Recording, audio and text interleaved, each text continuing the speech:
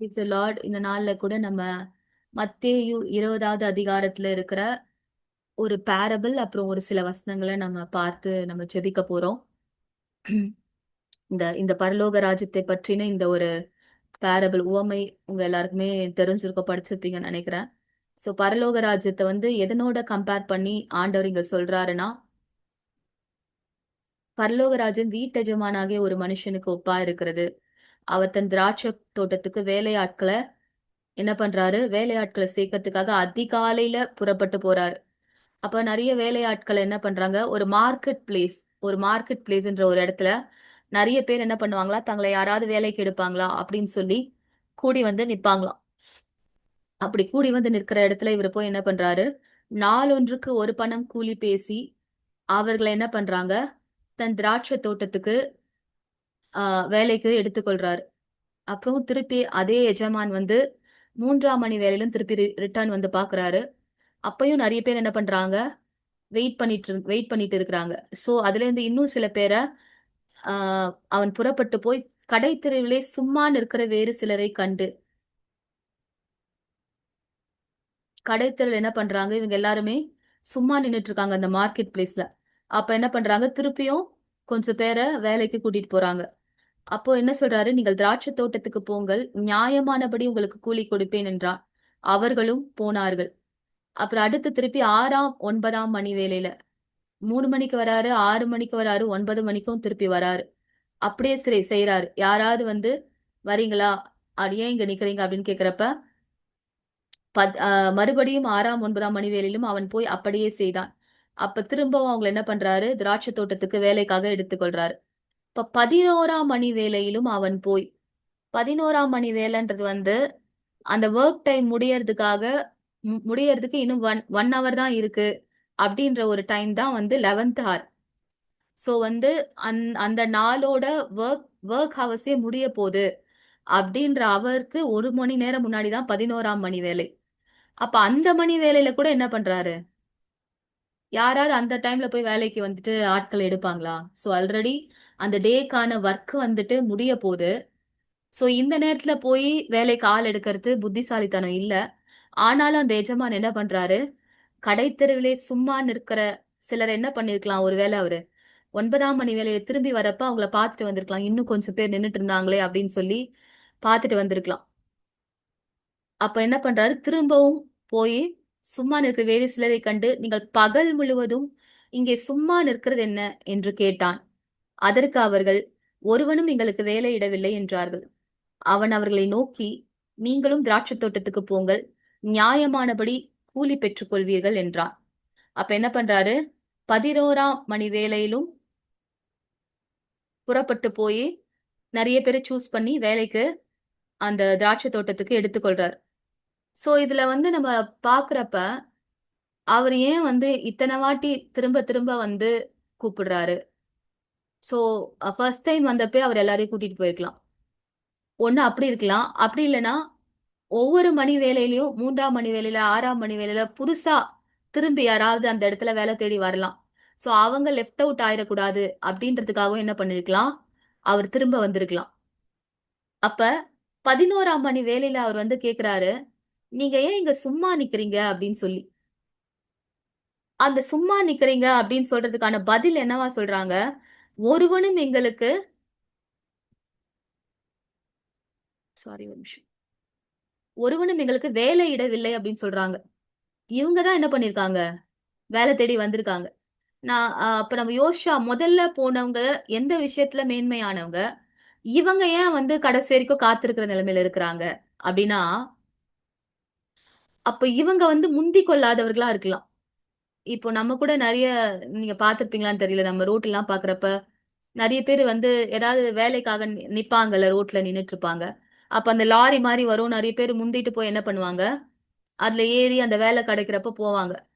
So யாரு முந்தி கொண்டு எனக்கு வேலை வேணும் அப்படின்னு சொல்லி முந்தி கொண்டு போறாங்களோ அவங்கள அவர் சூஸ் பண்ணி என்ன பண்ணிருக்கலாம், திராட்சை தோட்டத்துக்கு அழைத்து போயிருக்கலாம். ஒவ்வொரு முறையும் அவர் போறப்ப மேபி லைக் அவங்களா வர வரைக்கும் வரட்டும், அது வரைக்கும் நான் கூப்பிடாம இருக்கட்டும்னு சொல்லி என்ன பண்ணிருக்கலாம், அவர் கூட்டிட்டு போயிருக்கலாம். இல்ல இவர் சத்தத்தை கேட்டு அவங்க ஃபர்ஸ்ட் வந்திருக்கலாம். சோ இப்படி நிறைய என்ன பாசிபிலிட்டிஸ் இருக்கு. ஆனா ஒரு விஷயம் நடக்குது. அது என்னன்னா, எஜமான் திரும்ப திரும்ப திரும்ப திரும்ப வந்து திராட்சை தோட்டத்துக்கு வாங்க, திராட்சை தோட்டத்துக்கு வாங்கன்னு சொல்லி கூப்பிட்டு கொண்டே இருக்கிறார்.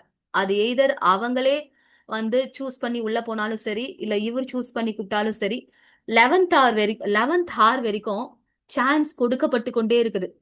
வாய்ப்பு திரும்ப திரும்ப திரும்ப கொடுக்கப்பட்டு கொண்டே இருக்குது. நம்ம கவனிக்க வேண்டிய ஒரு காரியம் என்னது? வாய்ப்பு மறுக்கப்படல. 11ஆம் மணி வேலை வரைக்கும். நாளே முடிய போது, வொர்க் டைமே முடிய போது. ஆனாலும் எஜமான் திரும்பி வந்து, இன்னும் கொஞ்சம் பேர் அங்க நின்னுட்டு இருந்தாங்களே, வேலை இல்லாம இருந்தாங்களே, அவங்கள நான் விட்டுறக்கூடாதுன்னு திரும்பி வந்து என்ன பண்றாரு, இவங்க ஒரு சோம்பேறி குரூப்பா இருக்கலாம். ஏன்னா யாரும் என்ன வேலை விடவில்லைன்னு சொல்றாங்க. இவங்களுக்கு தான் வேலை தேவை. இவங்க தான் கேட்டிருக்கணும் எஜமான பாக்குறப்ப. எங்களை விட்டுட்டு போறீங்களே, திரும்பி வந்து கூட்டிட்டு போறீங்களா, எங்களுக்கு வேலை கொடுக்குறீங்களான்னு இவங்க தான் கேட்டிருக்கணும். ஆனா ஒருவனும் எங்களுக்கு வேலை விடவில்லைன்னு சொல்ற ஒரு குரூப்பா இவங்க இருக்கிறாங்க.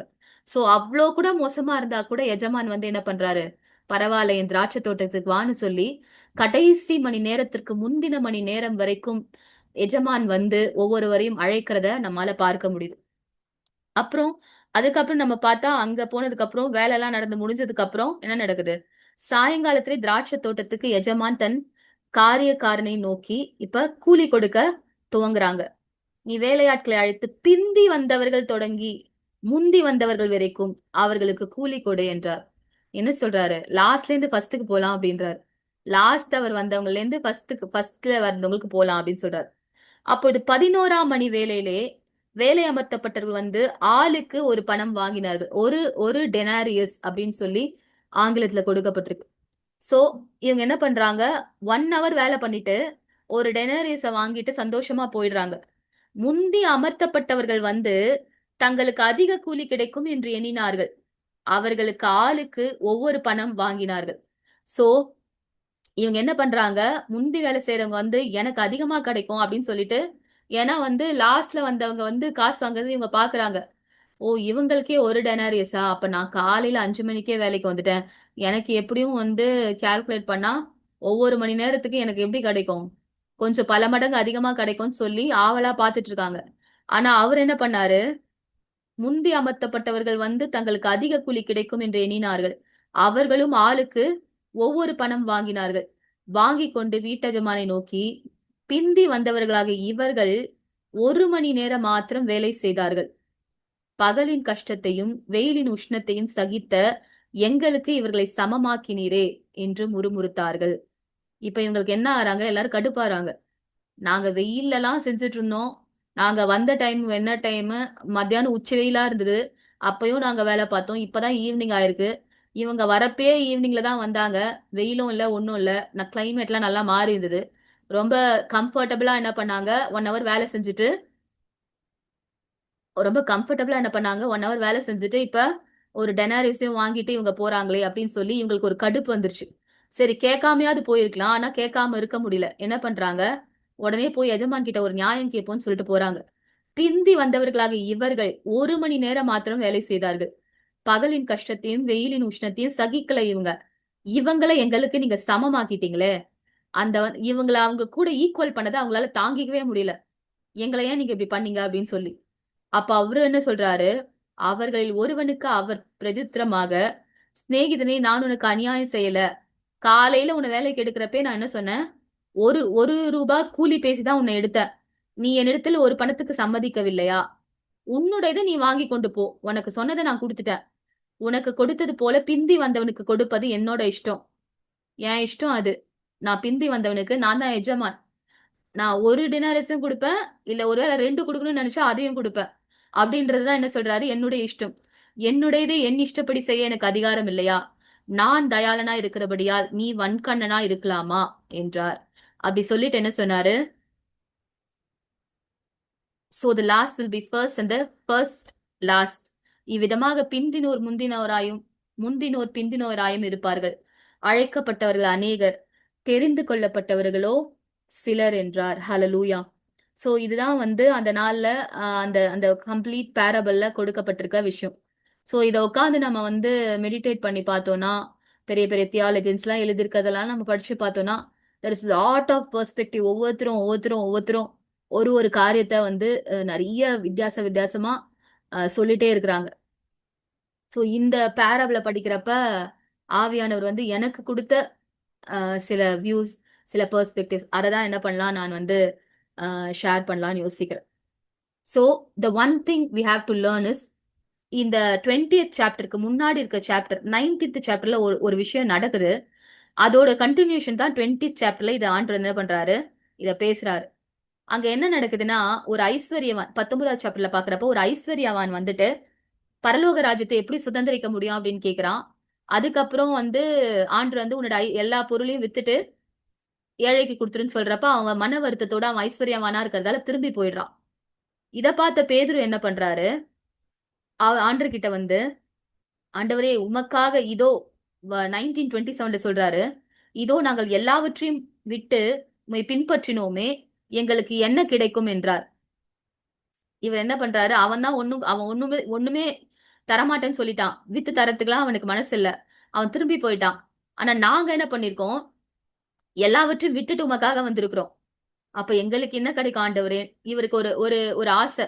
சோ இவனை விட நான் மேன்மை அப்படின்னு சொல்லி யோசிக்கிறாரு. ஏன்னா அவன் எதையும் விடல. ஆனா நான் இவங்களுக்காக எல்லாத்தையும் விட்டுருக்கேன். அப்ப எனக்கு என்ன கிடைக்கும் ஆண்டவரே அப்படின்னு கேக்குறாரு.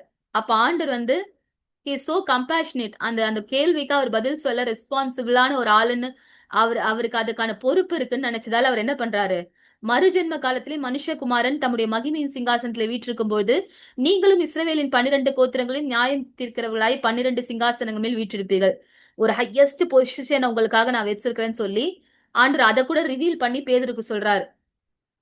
அப்புறம் என் நாமத்தை நிமித்தம் நீ எதையாவது விட்டு, வீட்டையாவது சகோதரனையாவது சகோதரியாவது தகப்பனையாவது தாயையாவது மனைவியாவது பிள்ளைகளையாவது நிலங்களையாவது விட்டவன் எவனோ அவன் 100 அத்தனையாய் அடைந்து நித்திய ஜீவனை என்ன பண்ணுவான், சுதந்திரித்துக் கொள்ளுவான். சோ இந்த மாதிரி எனக்காக யாராவது ஒரு விஷயத்தை விட்டா அவங்க அதுக்கான பலன் வந்து அடையாம இருக்க மாட்டாங்கன்னு சொல்லிட்டு தான் என்ன சொல்றாரு, ஆகிலும் முந்தினோர் அநேகர் பிந்தினோராயும் பிந்தினோர் அநேகர் முந்தினோயும் இருப்பார்கள் சொல்லிட்டு அதோட கண்டினியூஷனா தான் இந்த வீட்டு எஜமானையும் அந்த திராட்சை தோட்டத்தையும் குறித்த எக்ஸாம்பிள் சொல்றாரு. சோ அல்டிமேட்லி இந்த பேரபிள் சொல்லப்படுறதுக்கான காரணம் என்னன்னா, கம்பேரிசன்.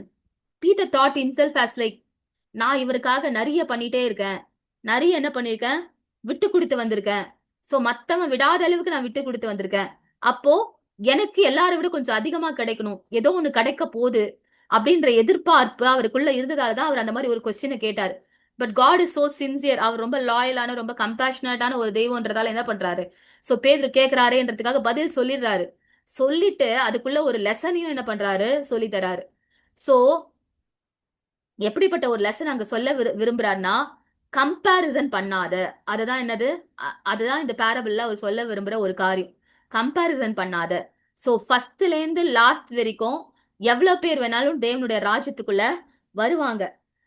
நான் வந்து நான் ரொம்ப நாள் முன்னாடியே ரட்சிக்கப்பட்டுட்டேன், 20 வருஷத்துக்கு முன்னாடியே ரட்சிக்கப்பட்டுட்டேன், ஹalleluya, நான் கர்த்தருக்காக நிறைய செஞ்சிருக்கிறேன், நான் 20 வருஷமா எத்தனையோ நெருக்கங்கள் பாடுகள் நடுவுல நான் கர்த்தரை வந்துட்டு பின்தொடர்ந்து வரேன், நான் 30 வருஷமா எனக்கு அவ்வளோ பிரச்சனை, அவ்வளோ போராட்டம், அவ்வளோ நெருக்கம், அவ்வளோ பாடுகள், அவ்வளோ உபத்திரவங்கள், அவ்வளோ லாசஸ். ஆனா அது எல்லாத்துக்கும் நடுவுல கூட இந்த 30 இயர்ஸ் கழிச்சும் நான் வந்து கர்த்தரை பயங்கரமா நான் பின்தொடர்ந்துட்டு இருக்கேன். ஆனா இவங்கள பார்த்தா ஒரு 2 வருஷத்துக்கு முன்னாடி தான் ரட்சிக்கப்பட்டிருக்காங்க, 1 வருஷத்துக்கு முன்னாடி தான் ரட்சிக்கப்பட்டிருக்காங்க. என்னோட கம்பேர் பண்றப்ப இவங்க ஒண்ணுமே கிடையாது. என்னோட என்னோட பாடுகளின் பாதையை கம்பேர் பண்றப்ப இவங்க ஒண்ணுமே கிடையாது. சோ இவங்களை விட மேலானவங்க நான் தான். கர்த்தரோட பார்வையில நான் ரொம்ப மேலானவளா இருப்பேன், இவங்க கண்டிப்பா எப்படி இருப்பாங்க, கொஞ்சம் கம்மியா தான் இருப்பாங்க. இது வந்து மனுஷனுக்கு நேச்சுரலான ஒரு தாட் ப்ராசஸ் தானே. இது இது நேச்சுரலான ஒரு தாட் ப்ராசஸ், இது தப்புனே நம்ம சொல்ல முடியாது. நான்லாம் வந்து எவ்வளவு தெரியுமா, 40 வருஷமா 30 வருஷமா கிறிஸ்டியனா இருக்கேன், எவ்வளவு கஷ்டம் பட்டிருக்கேன் தெரியுமா, ஆனா நான் இன்னும் வந்து விசுவாசத்துல நிக்கிறேன் அப்படின்றதுக்கும், இன்னொருத்தவங்க வந்து 1 வருஷம் தான் ஆச்சு ரட்சிக்கப்பட்டு வந்து பட் வந்து ரொம்ப விசுவாசமா பயங்கரமா அப்படியே இருக்காங்கன்னு பார்த்தா ஆட்டோமேட்டிக்கா நமக்குள்ள ஒரு தாட் வரும், என்ன அப்படியே ரொம்ப பயங்கரமா ஃபெய்த்ஃபுல்லா இருக்க ஃபெய்த்ல இருக்க மாதிரி பண்ணிக்கிறாங்க, என்ன மாதிரிலாம் கஷ்டப்பட்டு இருந்தா இவங்க நின்று இருப்பாங்களா, காணாம போயிட்டு இருப்பாங்க அப்படின்னு சொல்லி it's very natural that human mind அப்படி யோசிக்கும். பட் கர்த்தர் ரொம்ப அழகா பீட்டருக்கு சொல்ற ஒரு காரியம் என்ன சொல்றாருன்னா, பரலோக ராஜ்யத்தின் பார்வையிலே உயர்ந்தவர் என்றும் தாழ்ந்தவர் என்றும் யாரும் கிடையாது. இவன் லேட்டா வந்தவன், இவன் முந்தி வந்தவன், இவன் வந்து மத்தியானத்துல வந்தவன், இவன் சாயங்காலம் வந்தவன்.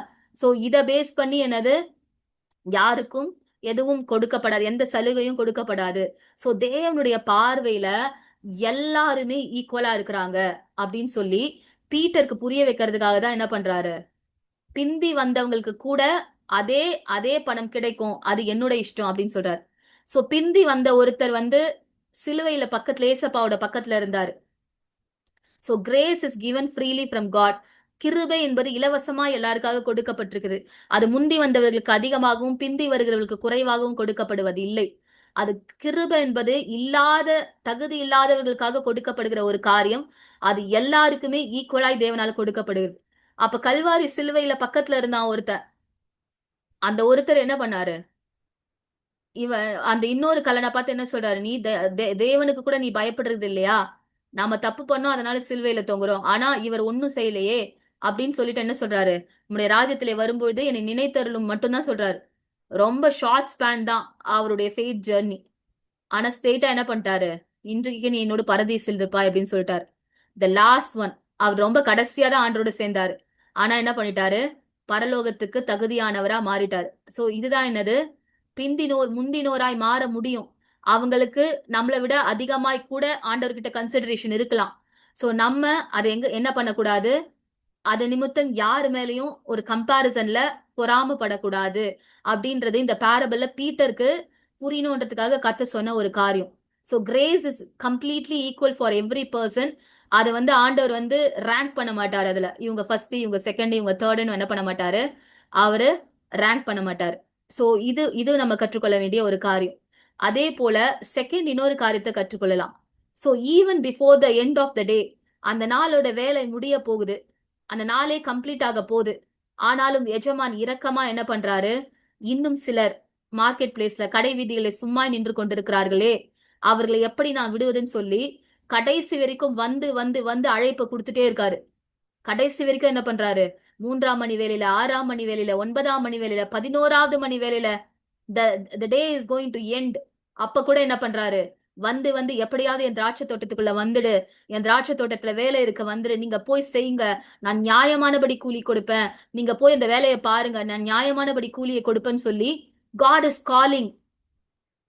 ஸோ இன்னைக்கு நம்ம ரொம்ப வந்து கிரேஸ்ஃபுல்லா கத்துடைய கிருபையால நம்ம எல்லாரும் இங்க வந்து உட்காந்தாச்சு, கத்துடைய சத்தியத்தை கேட்டுட்டு இருக்கோம். பட் வெளியில கடை வீதியில சும்மா நின்று கொண்டிருந்தவர்களை போல இன்னும் எவ்வளவு வாலிபர்கள் வெளியே சும்மா இருக்கிறாங்க.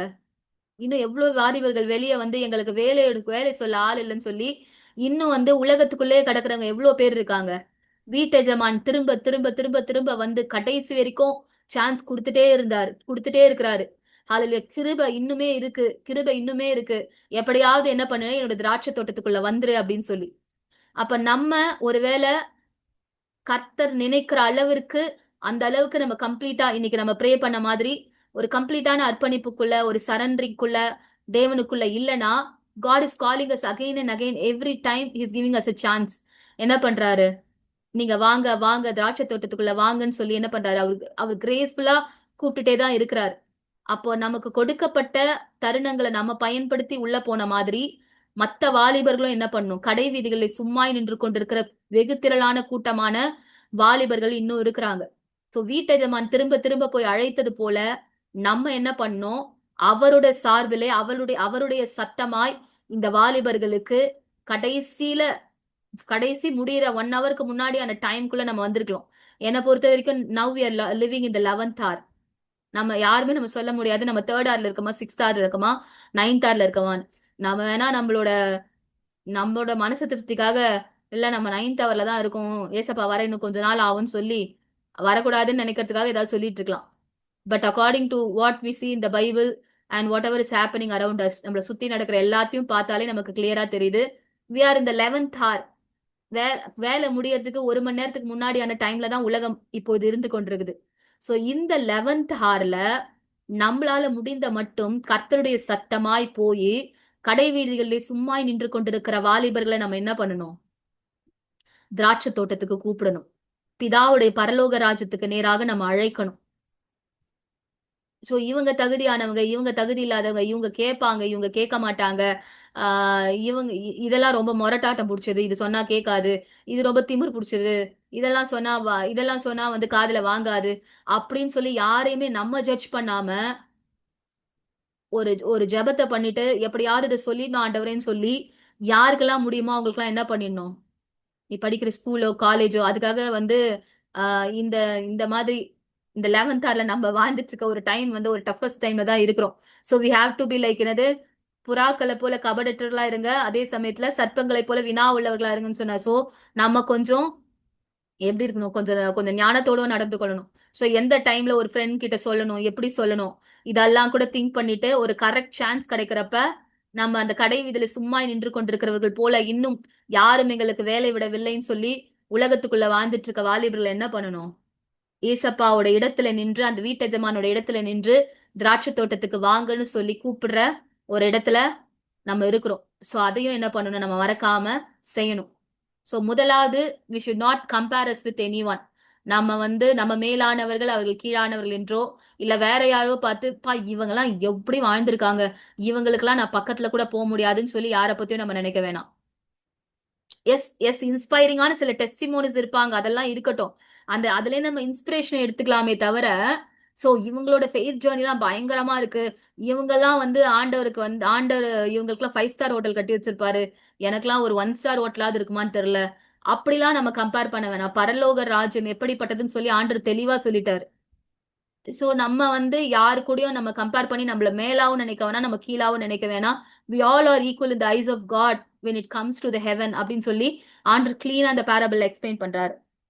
சோ அடுத்து பாக்குறப்ப நம்ம என்ன பண்ணக்கூடாது, ஆஹ் அந்த கம்பாரிசன் இருக்கக்கூடாது. அட் த சேம் டைம் நம்ம மற்றவர்களிடத்துல போய் எஜமான் எஜமான் வந்து எப்படி திராட்சை தோட்டத்துக்கு வாங்க வாங்கன்னு கூப்பிட்டுட்டே இருந்தாரோ அது போல அவரிடத்துல நிற்கிற நம்ம போய் மற்றவர்களை கடைசி காலத்துக்கு இன்னும் ஒரு நாள் முடியறதுக்கு இன்னும் 1 மணி நேரம் தான் இருக்குது என்ற நேரத்துல நிற்கிற நம்ம போய் மற்றவங்களை எவ்வளவு வேகமா கூப்பிட்டு திராட்சை தோட்டத்துக்கு கூப்பிட முடியுமோ கூப்பிட்டுட்டு வந்துடணும். சோ இது ஒரு 2வது காரியம். 3வது ஒரு காரியத்தை இதை வாசிக்கும் பொழுது ஆவியானவர் வந்து இது இது ரொம்ப நாள் ரொம்ப காலமா ஆவியானவர் இடத்துல பேசி கொண்டிருக்கிற ஒரு காரியம் தான். So God has kept a group of people in this world for this 11th hour. இந்த 11th ஹார்ல வேலை செய்யறதுக்காக கர்த்தர் தம்முடைய எழுப்புதலின் நாட்களிலே ஒரு கூட்டத்தை அவர் வேறு பிரித்து வைத்திருக்கிறார்.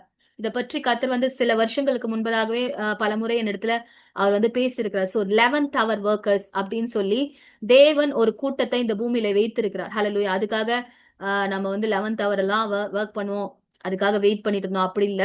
சோ கர்த்தர் வந்து நியமித்து வைத்திருக்கிற ஒரு கூட்டம் இருக்கு. அது யாருன்னா, அந்த கடைசியா நாள் முடிய போதுன்ற இடத்துல நிற்கும் பொழுது தேவனுக்காக வேலை செய்யறவங்க.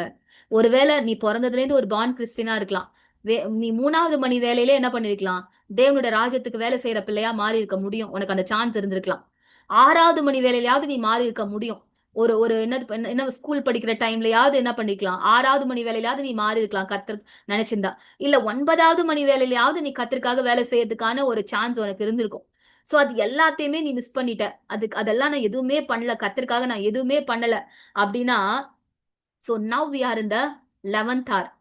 இந்த 11ஆம் மணி வேலையிலே கர்த்தருக்காக எதையாகிலும் செய்யணும் அப்படின்னு சொல்லி நம்ம நினைக்கிறோம்னா, தேவ சமூகத்துல நம்ம என்ன பண்ணணும், அவரிடத்துல அந்த காரியத்தை ஒப்பு கொடுத்து நம்ம ஜெபிக்கணும்.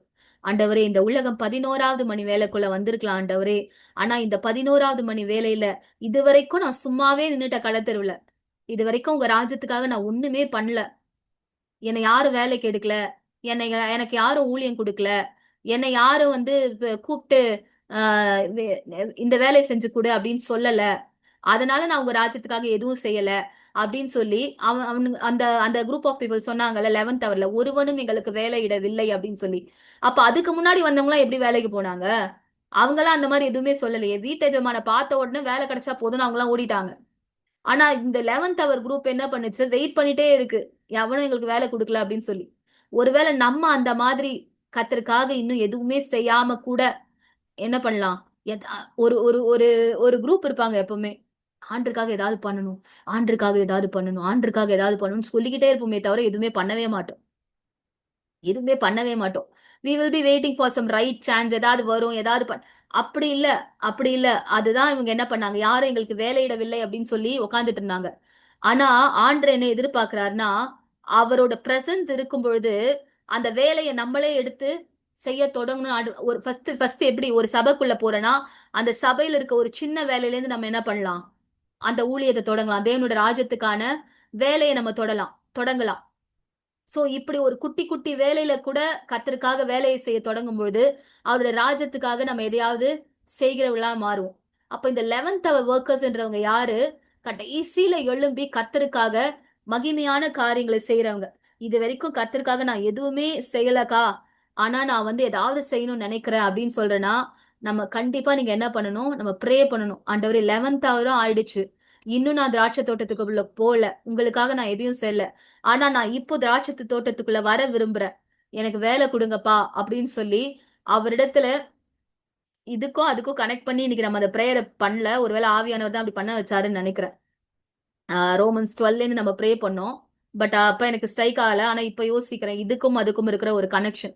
அப்போ ஒரு ஃபுல் சரண்டரிங்கோட கர்த்தருக்கு முன்பதாக, ஆண்டவரே இந்த 11th ஹவர்ல உமக்காக நான் ஒர்க் பண்ண விரும்புறேன், எதையாவது உமக்காக நான் செய்ய விரும்புகிறேன் ஆண்டவரே, அதை அந்த எனக்கு வேலை கொடுங்க அப்படின்னு சொல்லி அவரிடத்துல கேட்டா போதும். அவர் என்ன பண்ணுவாரு? அவர் தான் வேலைக்கு வாங்க வாங்கன்னு சொல்லி கூப்பிட்டுட்டே தானே இருக்காரு. வசனம் ரொம்ப தெளிவாய் சொல்லுதுல்ல, அறுவடைக்கு ஆட்கள் வேலை ஆட்கள் குறைவா இருக்கிறாங்க, அறுவடை மிகுதி வேலை ஆட்களோ குறைவு, அறுப்புக்கு வேலையாட்களை அனுப்பும்படி உங்கள் பிதாவிடத்திலே வேண்டிக் கொள்ளுங்கள் அப்படின்னு ஏசப்பாவே சொல்றாரு. அப்ப அறுப்புக்கு வேலையாட்கள் தேவை. கடைத்தெருவிலை சும்மாய் நின்று கொண்டிருக்கிறவர்களை கொண்டு வந்து திராட்சை தோட்டத்துக்கு வேலைக்கு வேலை இருக்கு போங்கன்னு சொல்லி திராட்சை தோட்டத்துக்கு டைரக்ட் பண்றதுக்கு சில பேருடைய சத்தங்கள் தேவை. இதெல்லாமே தேவை. அதனாலதான் ஆண்டவர் என்ன பண்றாரு? நீங்க வேண்டிக் கொள்ளுங்கன்னு சொல்றாரு. இப்ப கூட அறுப்பு மிகுதியா தான் இருக்கு, ஆனா வேலையாட்கள் குறைவா தான் இருக்காங்க. ஆனா நம்ம எல்லாம் என்ன பண்றோம்? சும்மாவே இருக்கிறோம். என்னையும் சேர்த்துதான் சொல்றேன். நம்ம சும்மாவே தான் எல்லாருமே உட்கார்ந்துட்டு இருக்கோம். அப்ப நம்ம என்ன பண்ணணும்? சின்சியரா, the day is going to end, நாள் முடிய போகுது, வீட்டெஜமான் கூலி தருகிற காலம் வரப்போகுது, ஒரு நாள் வரப்போகுது. வீட்டெஜமான் என்ன பண்ண போறாரு? கூலி தர காலம் வரப்போகுது. இன்னும் 1 hour தான் லெஃப்ட் அவுட்டா இருக்கு. அந்த 1 hourல கத்தருக்காக நான் ஏதாவது செய்யணும் அப்படின்னு நினைக்கிறவங்க என்ன பண்ணுவாங்க? அவங்க தான் இந்த 11th hour ஒர்க்கர்ஸ். அவங்க என்ன பண்றாங்க? அந்த கடைசி 1 hour பிரயோஜனப்படுத்திக்கிறாங்க. பிரயோஜனப்படுத்திட்டு ரிவார்டை வாங்கிட்டு போயிடுறாங்க. சோ இது வரைக்கும் கத்தருக்காக நான் எதுவுமே செய்யல அப்படின்னு நினைக்கிறேன்னா, இப்போல இருந்து நம்ம என்ன பண்ணலாம்?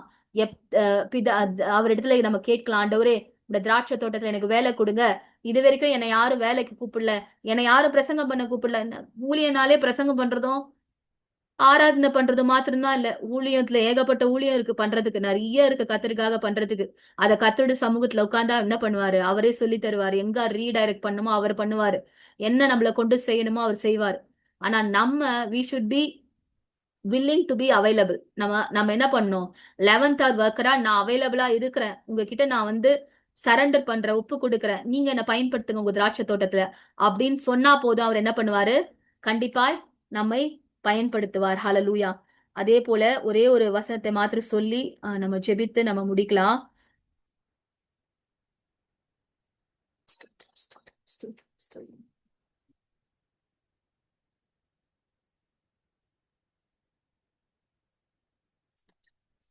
Hallelujah. அப்போ இதுக்கப்புறம் இந்த பேரவலுக்கு அப்புறம் கண்டினியூஸா பாக்குறப்ப பெரியவன் சிறியவன் அப்படி குறித்து சில காரியங்கள் பேசப்படுகிறது. எவன் தேவனுடைய ராஜ்யத்துல பெரியவனா இருப்பான் அப்படின்னு சொல்லி ஒரு ஒரு கான்வர்சேஷன் போகுது. அந்த இடத்துல கர்த்தர் வந்து ஒரு வசனத்தை பேசி கன்க்ளூட் பண்றாரு. உங்களில் எவனாகிலும் முதன்மையானவனா இருக்க விரும்பினால் அவன் உங்களுக்கு ஊழியக்காரனா இருக்க கடவன். அப்படியே மனுஷகுமாரனும் ஊழியம் கொள்ளும்படி வராமல் ஊழியம் செய்யவும் அநேகரை மீட்கும் பொருளாக தம்முடைய ஜீவனை கொடுக்கவும் வந்தார். So, just as the Son of Man did not come to be served, but to serve. He did not come to be served, but to serve. அவரே என்ன பண்ண வந்தாராம்? ஊழியம் செய்ய வந்தாராம். ஊழியம் கொள்ளும்படி வரலையாம். யாரு? யாரு அப்படி வந்தது? அப்படியே மனுஷகுமாரன். மனுஷகுமாரனே அப்படி அதுக்காக தான் வந்தாராம். அப்படி இருக்கும் பொழுது நம்ம ஏமாத்துறோம். நம்ம வந்து யாராவது வந்து என்ன ஊழியம் ஊழியம் செய்யும்படி வந்தார் அப்படின்னு அவரை பத்தியே கொடுக்கப்பட்டிருக்கும் பொழுது நம்ம ரொம்ப அப்படியே வந்து யாராவது நம்மளை கூப்பிட்டு இன்வைட் பண்ணி ஸ்ட்ரெயிட்டா வந்து ஆல்டரை கொடுத்து ப்ரீச் பண்ணுங்க அப்படின்னு விடுவாங்கன்னு காத்துட்டு இருந்தோம்னா, அதுதான் ஊழியம் நினைச்சு வெயிட் பண்ணிட்டு இருந்தோம்னா, நம்ம யாரு? ஊழியம் செய்யும்படி வந்தவர்கள் அல்ல. மனுஷகுமாரனே எப்படி வந்தாராம்? ஊழியம் செய்யும்படி வந்தாராம். சோ எவன் பெரியவனா இருக்க விரும்புனா நீ என்ன பண்ணு? முதல்ல நீ வந்து சிறியவனா இருன்னு சொல்றாரு. சோ இந்த வாலிப பிரயாத்துல இந்த என்னது ரொம்ப, அது பேரு கரெக்டா என்ன வார்த்தை சொல்றதுன்னு தெரியல. ஆஹ் இன்னும் ஒரு வார்த்தை வரும், அந்த வார்த்தையை மறந்துட்டேன். நம்ம ரொம்ப என்ன பண்ணக்கூடாது.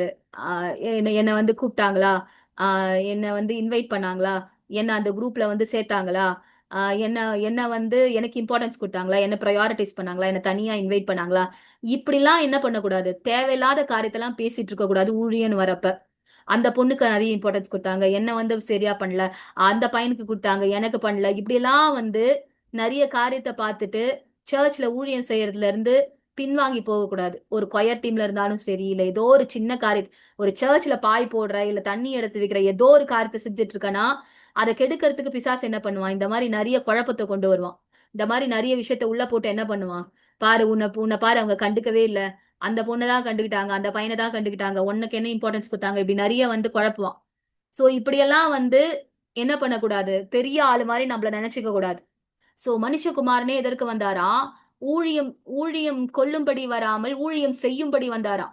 சோ அவரே அதுக்கு வந்திருக்கப்ப நம்ம ஏமாத்துறோம்ல. அப்ப கர்த்தருடைய சமூகத்தை தேவனுடைய ஊழியன் வரும்பொழுது ரொம்ப திமிரா எதுவும்லாம் நம்ம யோசிக்க கூடாது. நம்ம ரொம்ப மேன்மையானவர்கள் போல, நம்மள யாரோ டைரக்டா வந்து பெரிய ஒரு இன்விடேஷன் அடிச்சு கூப்பிடுவாங்க அப்படின்ற மாதிரிலாம் நம்ம வெயிட் பண்ணக்கூடாது. சின்ன காரியமா இருந்தாலும், யார் என்ன கண்டுக்கிட்டாலும் கண்டுக்கலனாலும், யார் என்ன ப்ரையாரிட்டிஸ் பண்ணாலும் பண்ணலனாலும், கர்த்தருடைய ராஜ்யத்துக்காக நான் இதை செய்யறேன் அப்படின்னு சொல்லி, தேவனுடைய ராஜ்யத்துல அந்த அர்ப்பணிப்பும் சரண்டரிங்கும் இருந்து, அந்த 11வது மணி வேலையில நிற்கிற நம்ம கர்த்தரிடத்திலே உமக்காக நான் எதையாவது செய்ய விரும்புகிறேன் ஆண்டவரே அப்படின்னு சொல்லி அர்ப்பணிச்சா, கர்த்தர் நிச்சயமாக என்ன பண்ணுவாரு, அந்த கிருபைகளை கொடுத்து நம்மள கூட இந்த கடைசி லாஸ்ட் 1 ஹவரா கூட இருந்தா கூட கர்த்தர் என்ன பண்ணுவாரு, நம்மை பயன்படுத்துவார். ஹalleluya.